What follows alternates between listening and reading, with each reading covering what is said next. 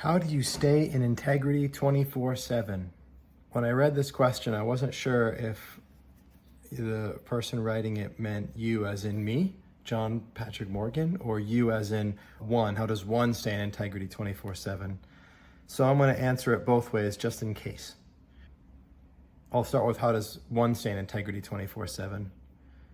That question comes from the idea that the way to be effective is to be perfect in the way that you be.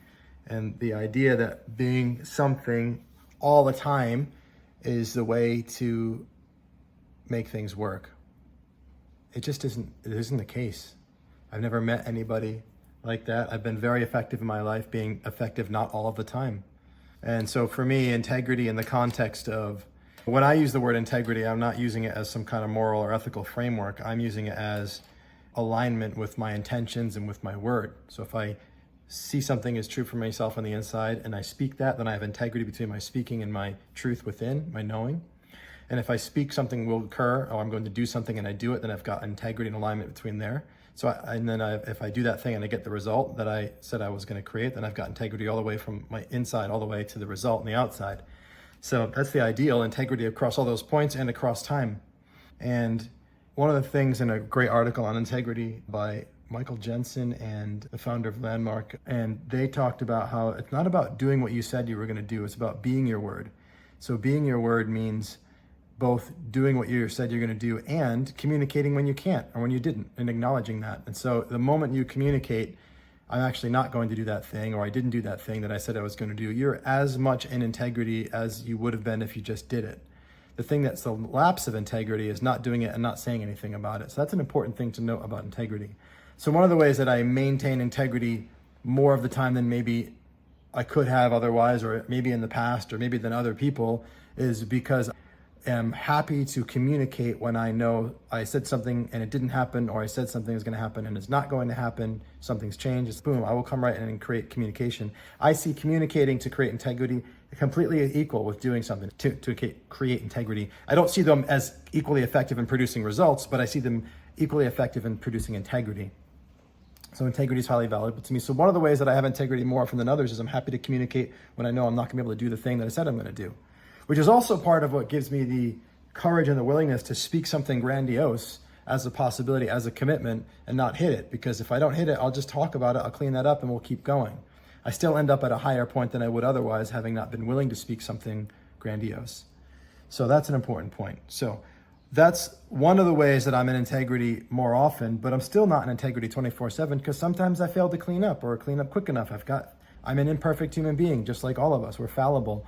And not having the idea that I must be in integrity 24/7, or that it's even possible, to me, it gives me a lot of freedom. It gives me a lot of freedom because I'm not trying to hit some benchmark or comparing myself against something. And it has me see lapses in integrity or imperfections in my integrity as part of the journey, not a problem. So more important for me to have integrity is to be free. More important for me to have integrity is to be loving towards myself and others.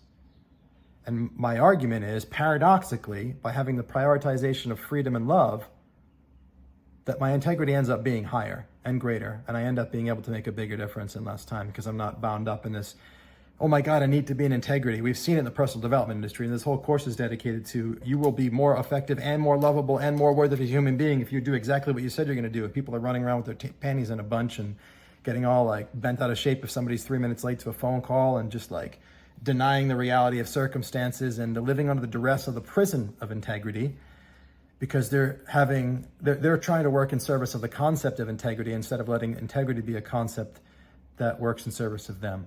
So who's in charge here, you or integrity? You get to choose. Yes, and the second part of that question. How do you stay in integrity in 24/7? Just in case you meant me, John Patrick Morgan, as if I do, I just want to make sure two things. Number one, as I said in the other video, I don't, and that's okay. So maybe because it's okay with me, it looks like I am doing it as integrity all the time, because I'm not mad at myself for beating myself up publicly for not being in integrity, because I don't beat myself up for it privately. So maybe that's one way that the illusion of being in integrity all the time could be created. Another way the illusion of integrity all the time could be created is the assumption that if a person creates success or efficacy in their life, If I get in shape and have a healthy body, or if I have a great relationship with my wife, that's because I don't fuck it up. I don't make mistakes. And that's not true, not possible. I've never met anybody like that. And it's an idea and an ideal that makes it much harder to grow if you think that's how it is for people. No, it's not.